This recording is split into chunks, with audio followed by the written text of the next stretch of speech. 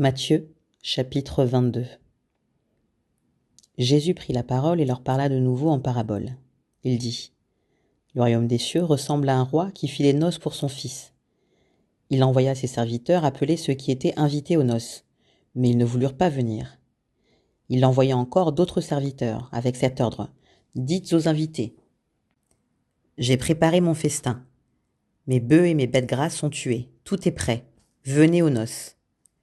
Mais eux, négligeant l'invitation, s'en allèrent l'un à son champ, un autre à ses affaires. Les autres s'emparèrent des serviteurs, les maltraitèrent et les tuèrent. À cette nouvelle, le roi se mit en colère.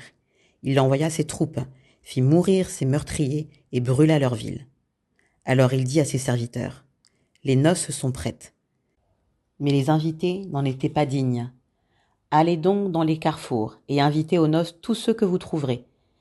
Ses serviteurs s'en allèrent sur les routes. Ils rassemblèrent tous ceux qu'ils trouvèrent, mauvais et bons, et la salle de noces fut remplie d'invités. Le roi entra pour les voir, et il aperçut là un homme qui n'avait pas mis d'habit de noces. Il lui dit : Mon ami, comment as-tu pu entrer ici sans avoir d'habit de noces ? Cet homme resta la bouche fermée. Alors le roi dit aux serviteurs : Attachez-lui les pieds et les mains, emmenez-le et jetez-le dans les ténèbres extérieures, où il y aura des pleurs et des grincements de dents. En effet, beaucoup sont invités, mais peu sont choisis. Alors les pharisiens allèrent tenir conseil sur les moyens de prendre Jésus au piège de ses propres paroles. Ils envoyèrent vers lui leurs disciples avec les Hérodiens. Ils lui dirent : Maître, nous savons que tes paroles sont vraies et que tu enseignes le chemin de Dieu en toute vérité, sans te laisser influencer par personne, car tu ne regardes pas à l'apparence des personnes. Dis-nous donc ce que tu en penses. Est-il permis ou non de payer l'impôt à l'empereur ? Mais Jésus, connaissant leur méchanceté, répondit : Pourquoi me tendez-vous un piège, hypocrite ? Montrez-moi la monnaie avec laquelle on paie l'impôt. Ils lui présentèrent une pièce de monnaie. Il leur demanda : De qui porte-t-elle l'effigie et l'inscription ? De l'empereur, lui répondirent-ils. Alors il leur dit : Rendez donc à l'empereur ce qui est à l'empereur, et à Dieu ce qui est à Dieu. Étonnés de ce qu'ils entendaient, ils le quittèrent et s'en allèrent. Le même jour, les Sadducéens, qui disaient qu'il n'y a pas de résurrection, vinrent trouver Jésus et lui posèrent cette question. Maître, Moïse a dit : Si quelqu'un meurt sans enfant, son frère épousera la veuve et donnera une descendance à son frère. Or, il y avait parmi nous 7 frères. Le premier s'est marié et est mort, et, comme il n'avait pas d'enfant, il a laissé sa femme à son frère. Il en est allé de même pour le deuxième, puis le troisième, et ce jusqu'au 7e. Après eux tous, la femme est morte. À la résurrection, duquel des 7 sera-t-elle donc la femme ? En effet, tous l'ont épousée.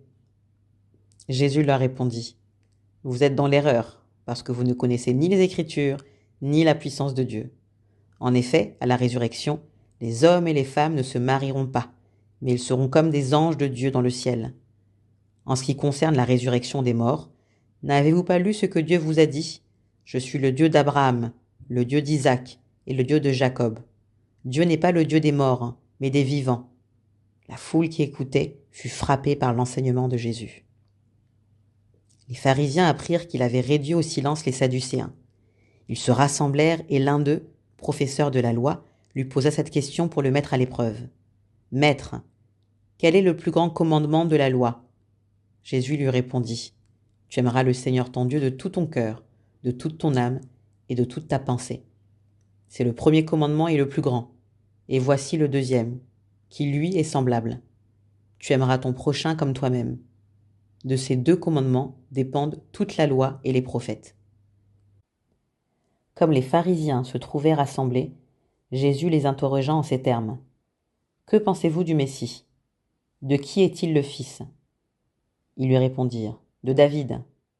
Et Jésus leur dit : Comment donc David, animé par l'Esprit, peut-il l'appeler Seigneur lorsqu'il dit : Le Seigneur a dit à mon Seigneur : Assieds-toi à ma droite jusqu'à ce que j'aie fait de tes ennemis ton marchepied. Si donc David l'appelle Seigneur, comment peut-il être son fils ? Aucun ne put lui répondre un mot. Et, depuis ce jour, personne n'osa plus lui poser de questions.